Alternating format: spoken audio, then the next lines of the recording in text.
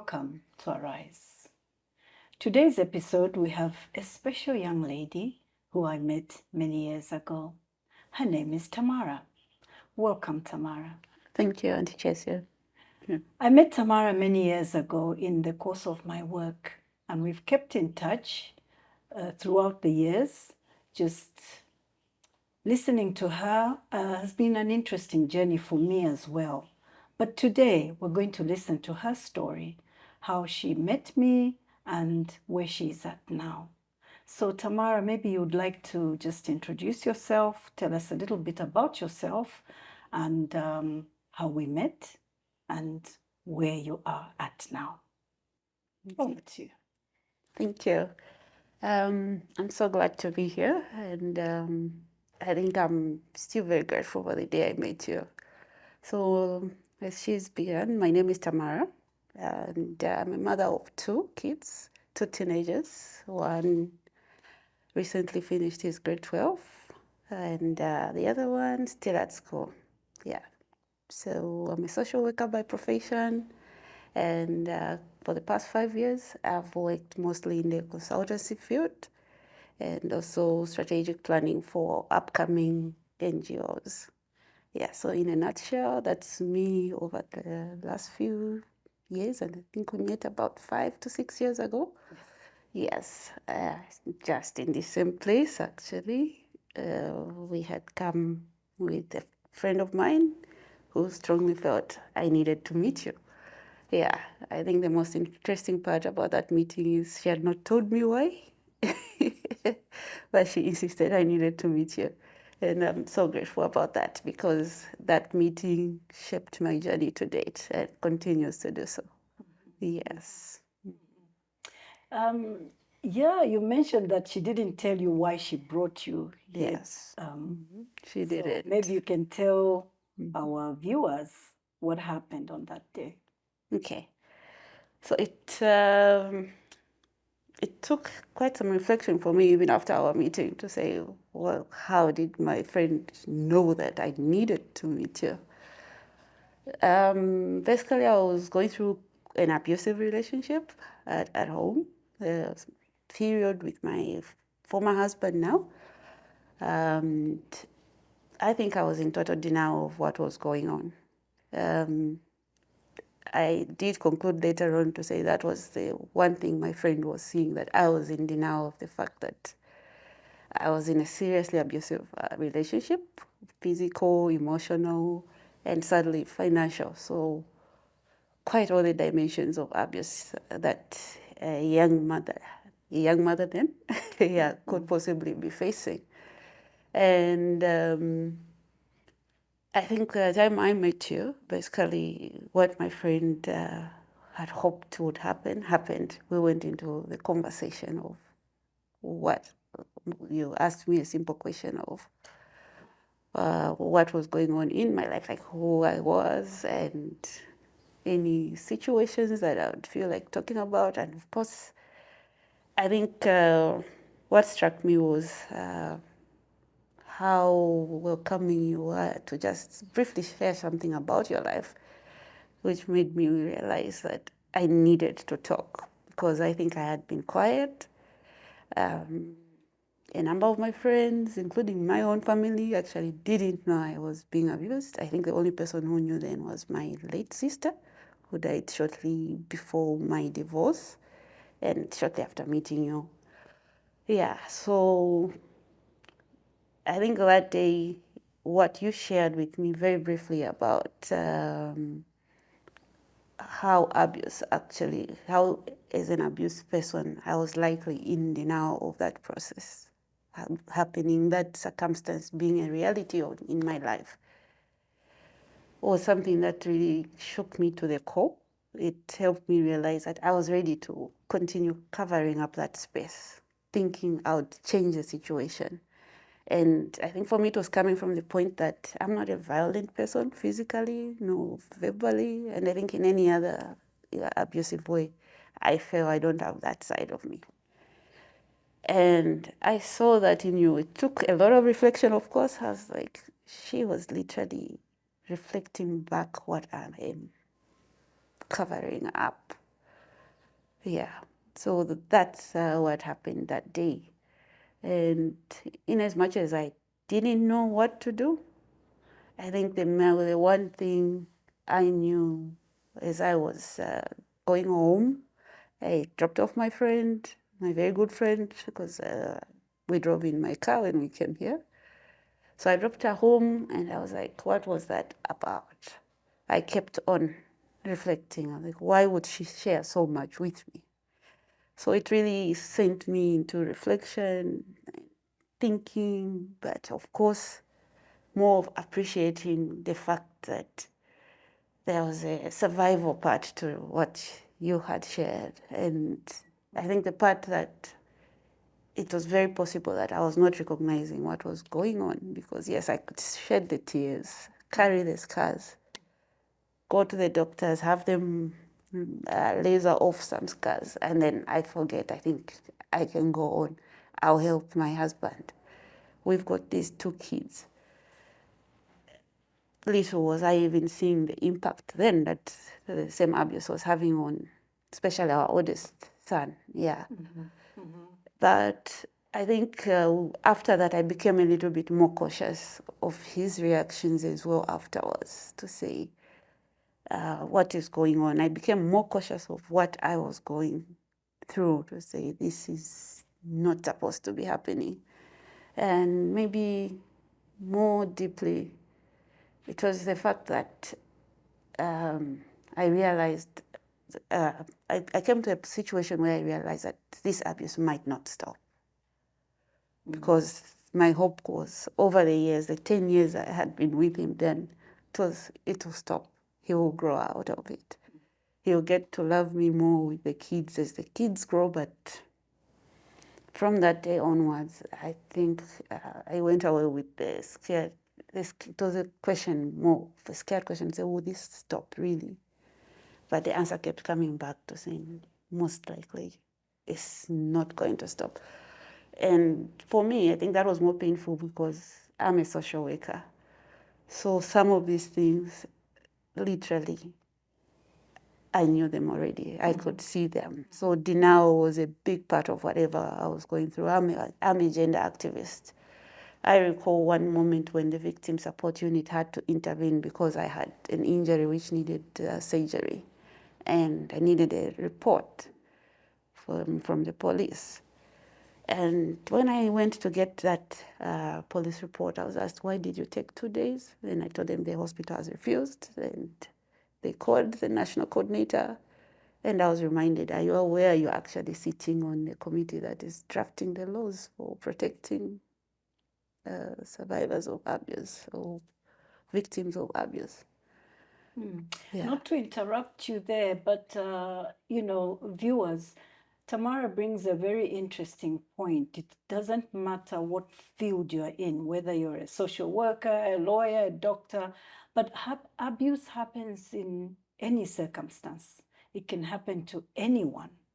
I like what you spoke about denial. Maybe you can just highlight, a little bit about that, because I think that's one of the biggest issues for many people who have been in abuse, that, there's a denial of what is happening.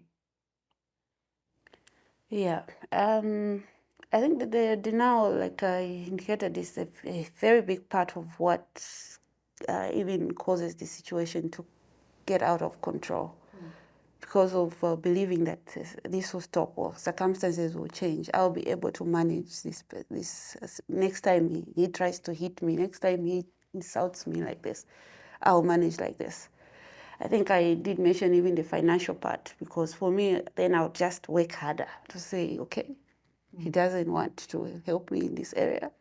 I just have to work harder. Little did I realize, did I realize that he was even taking advantage of that financial side, of building his own side and taking away whatever I had. And also the denial part, for me, continued coming back to me, because even when I was facing other situations, people would easily then pick it out to say, do you realize that you are covering up for someone who's not ready to give you a break from this abuse that you're facing. Maybe I could share one instance. For when we separated with my former husband, he filed for the divorce. But for me, that was a moment where when he did that, I think that also helped me realize that he could go as far as possible, as far as he wished to go in any circumstance. Because what happened that day was, I think, a situation at home, which I was at work, but he decided he's leaving and decided he would not tell me, pick any whatever he wanted. And so the maid was scared at home and called me. Unfortunately, what I was doing, I could not move immediately. So I called the victim support because they had warned me already to say, please do not, under any circumstance, underestimate what he's capable of. Yeah, so I called them and they told me to say, okay, what we want you to do is stay away, don't go to that house. We've been trying to tell you how, to what extremes this gentleman, because they had interacted with him, can go, and we want you to see. But in my heart, I was still in denial that he can't be doing what I think the maid is saying. But by the time we were getting there to check what was happening at home, someone breaking into their own home, literally pushing the kids to hide under the beds, neglecting another at school, no pickups. I still even continued after such an instance, thinking he'll come back, he'll come around. And more recently, of course, for me, this journey has involved also getting closer to God. So yeah, more recently, I was standing in a situation where I get a call. I think, okay, maybe he wants to do some settlement of some kind on some dispute that we still have ongoing. But suddenly, as I was driving, almost getting happy and excited, I had this discernment to say, here you go again. You think it's good news. And for me, having gotten so close to God after that situation, of course, I was a Christian before I met him, during our marriage, which has really helped me survive all this trauma that really followed me after in my marriage and after my marriage to my former partner. Yeah. So I had to stop the car. I was like, yes, here you go again. You want to think this person wants to settle this amicably. And I said a short prayer. I was like, whatever is coming, Lord, thank you for reminding me that I'm still in denial and I should not expect what I think I'm hoping for. Of course, I'm hoping for transformation, but that's out of my control. Yeah. So sadly, yes, I was proven wrong. It was to escalate the abuse even after the marriage. But that's the denial part. It follows you everywhere. And when I got the most meaningful counseling I received, it was by a team in Malawi. They realized I was this sharp talking young social worker who could go around whatever suggestion they were trying to make. Because sadly, my divorce was closely followed by the loss, my sister, my older sister. So definitely family realized I needed more in-depth therapy. Yeah, so during that conversation, I think there were 3 counselors. They had to be 3, according to what they explained to me, because of the situations that were surrounding me at that moment. And what they told me is, one of them, the first person to speak after I had spoken, is, you're in denial. You're still in denial that your former husband can harm you. Sadly, even a pastor that I met in one very short instance, due to some intervention a friend of mine had to make, it was the same assertion. He asked me, shockingly, that same question. What makes you think your former husband does not want to harm you? I asked him the question back to say, what, do you think he wants to harm me? And he was like, yes. He does, yeah. We didn't talk much, but he just prayed, of course, to say I should come to the realization that that is a a real picture in my life, that I've got a partner who's out there wishing me ill and not well. And then, the denial part, I think for me also is closely married to the fact that you'd think he doesn't want to harm his own children, or cause them any form of unhappiness or anything. But sadly, as the years, I'm talking 7 years now, you will find situations where he will be doing things, denying the children things, and you start asking yourself as a mother, is this targeted at me or the children? At first, I would give an excuse that it's at me, but then I think I mentioned that one of them is quite grown now. Mm-hmm. Yeah, I've realized that even the children have become a target, sadly. And now I think the laboring is around walking that journey with them to say, we have your dad here, but I'm here. How do I protect you from any more pain than you've witnessed as my children? I think that's the part I'm at now. And I'm no longer in denial of the fact that he's willing to harm them as well. At some point, I think I used to question, there's a popular quote to say, anybody who hates your mother, don't trust them. I would say, it's possible. But I'm beginning to put some question marks. Say, is this true? That if somebody doesn't like me, then it's still a question unanswered anyway, but I'm likely seeing that pattern grow, getting stronger and stronger to say, oh, okay, it could be a theory for now, but yeah. Mm-hmm. Yeah. Well, Tamara, you're a very different Tamara from the one I met that, 5, 6 years ago. Mm-hmm. You're a different person in many ways. I see a Tamara whose face is so much brighter. And I know from our conversation that you're going out there, you're doing things. So tell me about the moment when you realized that you couldn't go on in this situation. Because I see from our discussion and even from discussing with other people that have survived abuse, that it's very much a psychological thing. Yeah. It's a mind thing. So maybe you could tell us a little bit about when was the moment when you realized that, no more. Okay. So, related to the denial part, for me, that realization also arose from there. I think I had agreed to go through counseling, marriage counseling with my former husband, because of course people were pleading to say, no, you cannot break up. They will give you all the reasons. So we're undergoing that process. And it involved some pastors from a church that his family had arranged for us. And they would come home. Yeah. And then sadly, my former husband would literally walk into the house after maybe being away 2 days in a row. The day the counselors are coming, he'll be home at maybe 17 hours. They're coming at 18. He's there and he's facing them straight in the face, like everything has been fine in the 2 days that they were not around.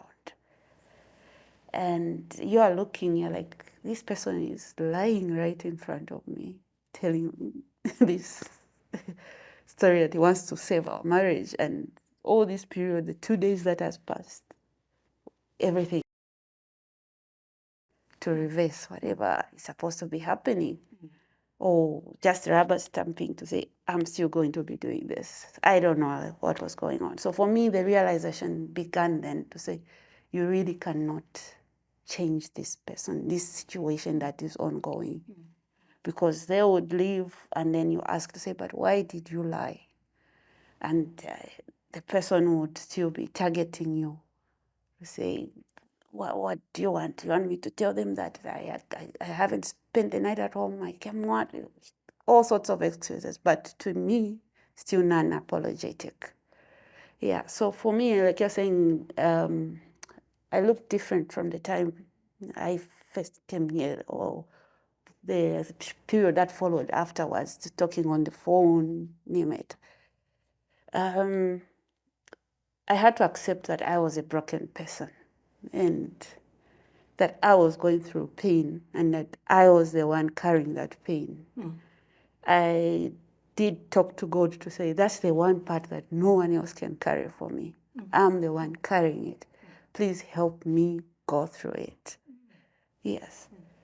Because for a period, I think I even turned to alcohol as a part of numbing my pain. Yeah, at first it was trying to get some sleep, but luckily for me, and maybe it's not luck, I would call it God, I quickly realized this is not me. Took myself to look for help, and I knew that I would do whatever it takes to not stay in that space. And sadly, that's another space that when you enter, you literally don't have so much control. But then I'm proud to say that God had my back, because the same way He positioned you, He positioned several other people who just would appear here and there. And they would remind me, this is not your problem. You're trying to do this. You're trying to, please think of another way. Please, let's do this. Please heal from the pain. So I had to begin handling the pain. Yeah. And especially knowing that it will, I think also accepting that it will be there for some time, because issues will continue coming up that I don't expect. Yeah. One of the people who spoke to me about the divorce, I think I appreciate about that conversation as well, was a former supervisor of mine, an executive director. She's not Zambian. She had flown into the country. But somehow she really looked for me. So I was like, what does she want? Because I think I was so sure I can't work for that organization again. Personally, I had outgrown. I was like, what? But then she was about to talk to me about the future. Very, very funny up to now.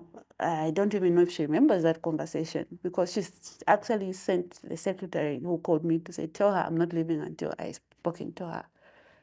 Yeah, and she told me one thing, to say, I've heard you divorced. So I was like, yeah, sadly. And she was like, I just want to tell you one thing, because I've noticed you are this gentle person who expects the whole world to be good to you. You would trust that divorce is the one area that's going to take you off guard. You might be comfortable with the fact that this partner who's been beating you, abusing you, out of the way. But what I want to tell you is he's likely not to stop. And you have to be strong. You have to find a way to continue handling that pain. So for me, that's the part that I've really had to deal with, accepting that the pain will come. And I have God, and accepting that God sends people, whether I like it or not. Yeah, I know He told us in the Bible several places, but we take things for granted, but He sends people. And for me, so the turning point was when I realized that I had to face the pain and not run from it. Yeah. So on a daily basis, and I think I mentioned even when I arrived to say, I took a very strange run this morning. I was just saying to myself, I've got all this pain in my heart. If I sit here, I will either be crying the whole day or not trying to figure out things that are within my ability to sort out, actually. But because I'm numbing some pain, yeah. And sadly, all emanating from circumstances of separation, the abuse, but mostly it's the abuse. Yeah, because you ask yourself, I recently actually, maybe just to highlight this, somebody had told me, don't break down in front of the kids. Like, try not to at times. I was like, I rarely do. But then something happened recently, and I realized I just lost control of my voice, not necessarily crying out loud, but just control of my voice. I was like, honestly, I have to be praying for your father longer than I expected. And that again was pain to say this person won't stop, and the only way is to ask the one and only person who can intervene in his life. Yeah. So my being able to walk every day, be resilient, sort out what I need to sort out, run after my career, because of course it got disrupted. And one of the reasons, of course, at first it was several reasons cited, but the court, the excuses to say I'm going to court is one of the strongest reasons they presented to say you are a senior person in this office. And if this evolves out of control, you will not manage your emotions. They are supposed to be managing several other partners. But how can we trust you to do that if you have all this going on? Yeah. So I've had that part of me to rebuild again. And being a woman, I also realized people judge women a lot. Actually, doesn't matter what they were seeing in reality, what could have led to the breakup, whether they saw you injured, whether they saw your partner cheating, or whatever leads to the divorce, they still turn around to the woman to say, you didn't do enough. Yeah. That's there. But my turnaround came when I realized that I had to manage that pain part. It's not for it to control my every decision. Yeah. So I think when they say anger is bad for you, that's what people really mean. It's because it causes you more pain than any other person. Because yes, I'm allowed to get angry, but then it will cause me pain and it will disrupt my entire day. I would have failed to come here. I'll fail to sit on the desk.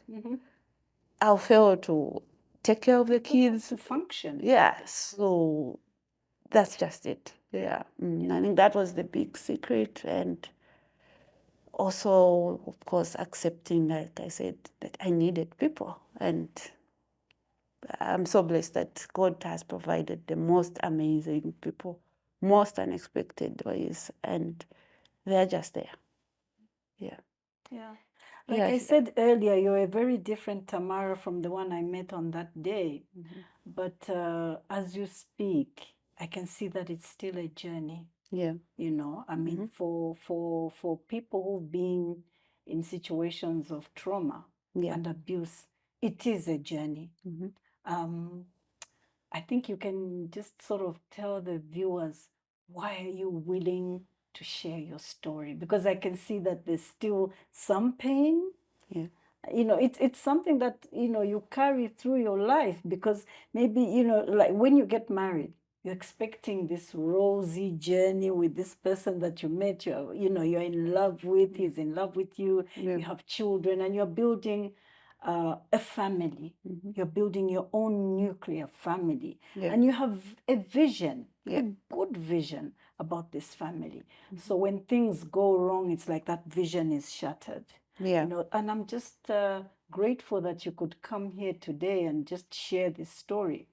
I still hear a bit of pain.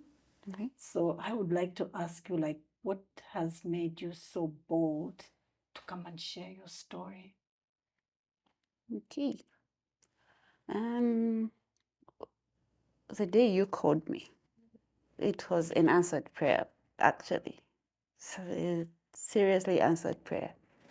In the sense that for me, I feel what perpetuates most of the abuse that continues for women, or even for myself, is not sharing my story itself. To say, as an example for me, that the abuse is likely to continue way after the divorce, way after you expect someone to have worked and they should be living their own lives. Yeah, there are definitely a lot of other circumstances out there which have turned out positive and people have healed within a short space of time. But for me, coming here to speak with you and just be happy to share my story with everybody else is the fact that I know the future looks brighter than anything I'm going through. I have the full acceptance that it's a journey I have to go through.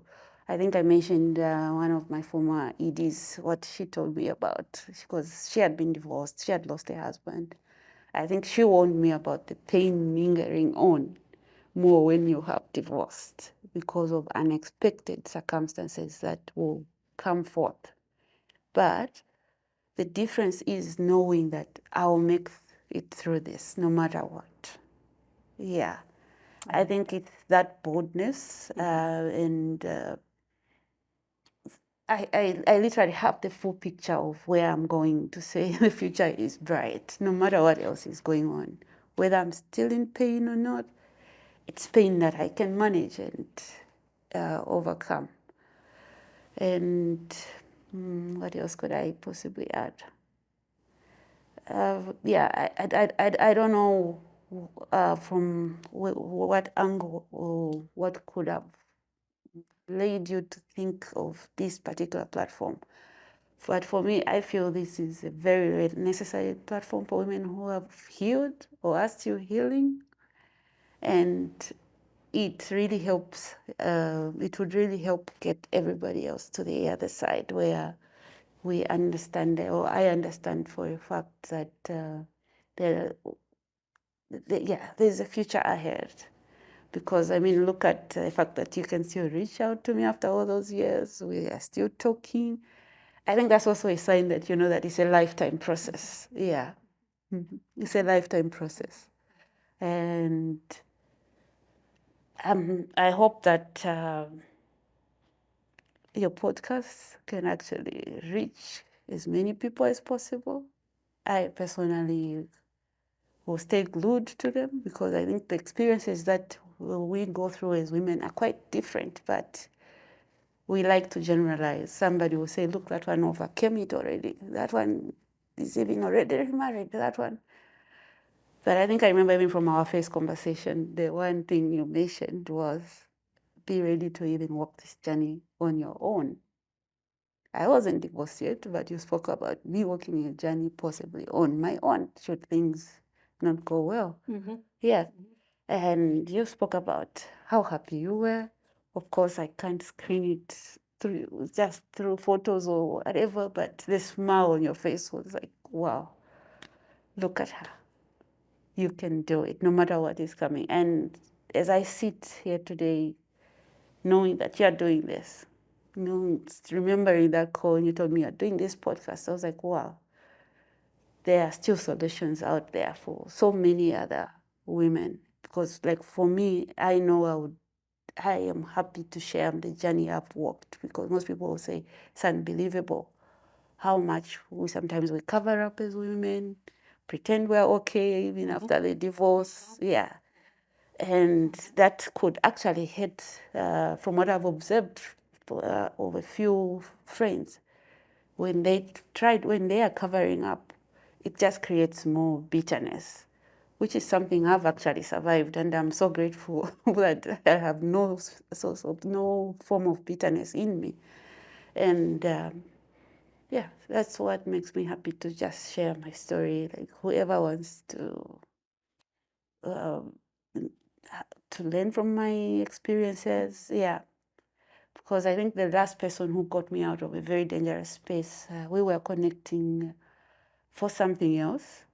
Yeah, and then she shared that what she was going through. She's a Canadian friend, and she shared what she was going through in the afternoon. So the kids had just left home for college, and her last born. So she went around crying on one bed and the next. And funny enough, I just cracked laughing because my children had just gone to school. I couldn't take them because financially then I was at my lowest. So I had to allow their father, who was with this partner, who the kids were begging not to be around. So two things, I had to cry for their going, to cry for the situation under which they were going to school. I had planned to go to each bed as well. Same story. And this is where I say my story has been amazing because how God just positioned that lady that day. She's not the one I was supposed to be talking to. The person I was supposed to be talking to called within 5 minutes and you say, I've got an emergency, but can you talk to Natalie? I was like, oh, okay, not a problem, since it's still similar conversation. But funny enough, we diverted into how she had to let go that day of the fact that now she was going to be home alone because she was divorced. And we just continued talking. And then I realized that, oh no, the abuse actually really does come in different forms, because she had all this money, the hotels, what, but the former partner was just ready to isolate her and create situations where she couldn't cope. So over the years, 5 years now, she says she's so blessed, she just has me to talk to at whatever time. Yeah, she almost remarried about a year ago, but she called me, say I'm flying back home because what I'm about to do is like sacrificing my kids for my happiness. But I'm flying back home. Please, let's talk when I land. And yeah, so I think sharing our experiences is one of the best forms of healing we can ever get, because if I didn't have that, I don't know what I would have been out there doing, running around. Yeah. Mm-hmm. Yeah. Well, viewers, I think Tamara's story is a very powerful story of living in an abusive situation, the denial that she had over so many years, but coming to a realization point of saying, I can't do this anymore. And here she is today. 7 years later, she's able to share her story. It doesn't mean that the story is finished. She's on a journey, but we're so grateful that she can come here today and share her story. Tamara, is there anything that you would like to encourage a woman or a man, an individual? Let me put it as an individual, because I've met many men who are in abusive situations, but they're unable to tell their story because they feel that the world will laugh at them. Is there any one thing that you could say to somebody who may be in a similar situation like you were in? Yeah. I think the main thing is for me, and I hope this is okay. For me, it's been trusting God. Yeah, because I think, like I said earlier, God positions people when you are going through a situation, even when you are not accepting that part. And like for abuse, as the person being abused, I'm constantly being reminded, even years after that, you are actually the one who sees that last. Everyone else would have been seeing it, but you are saying, no, it's just this. No, it's just this. No, it's just the car he doesn't want me to use. No. Yeah, but to anyone out there, I think for me the key thing is when God presents you or them with an opportunity to talk to somebody, they should grab that with their whole hearts.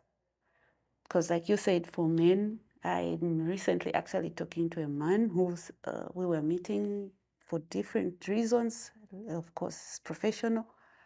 But when I think he was going through a situation that day, and I boldly asked one question to say, what is going on? And he, knowing my situation, he easily opened up about what was going on with his wife, to the extent that he's forced to run out of the house. But at the same time, he wants to hold on to his marriage, hold on to taking care of the children. So much pain there, really, to the extent that I have had to observe him around his friends, but he just has opened up to talk to me about several things where like, okay, so if you just need to sit, even if we're just looking at trees, instead of you going to do that, please come and sit. We look at the trees until you feel better. Because I think what I mentioned is the pain, when you're not releasing it, it will drive you into different things, to drive you into different behaviors, yeah, that you ideally would not even, if under normal circumstances. It's too late simply because you didn't talk to someone. Yeah, I mean, I almost shied away from talking to you. Then I realized my friend drove all this way with me, and she didn't tell me there is a reason. So let me, yeah, because usually my defense is I call myself a bit antisocial, is to pretend I'm quiet. So I'll try to hold as much information back. But then over the years, definitely, being with therapist's help, I realized that holding back is what kills you silently. and you have to know who to trust. And the only way you get to know who to trust and talk to is through God Himself. You talk to Him more, and He will be positioning the people that are correct for you, for that situation. Even if it's friends, yeah. I think I've had more friends over the years than I had my entire life, because I think God just chose to say, this particular one will only listen to this.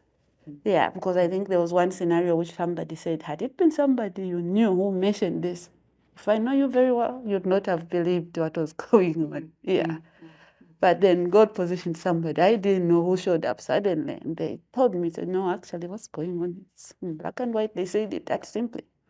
But it saved my life. So I think talking to other people is important. And I think for the men, they shouldn't shy away from the fact that a woman can actually walk you through it. Yeah, it can be anybody that God sends. Even a child. Sometimes He's used my own kids to say, they speak to the situation. Yeah, exactly. Yeah. No, thank you very much, viewers, for being with us on this episode. I think Tamara has spoken and has mentioned a very critical thing that we need to do. If you ever find yourself in a situation of trauma or in a situation of abuse, share that situation with somebody, because speaking about it, takes the burden off yourself. Somebody else knows, and they can find a way to help you. They can lead you or direct you to people that can help you, just walk through that particular situation. So, Tamara, thank you very much for being with us, and thank you for encouraging people out there. You've encouraged me as well, because I see that you're very different from Tamara, from the one that I first met 6 years ago. Thank you so much. Yeah. No, thank you so much. I'm glad.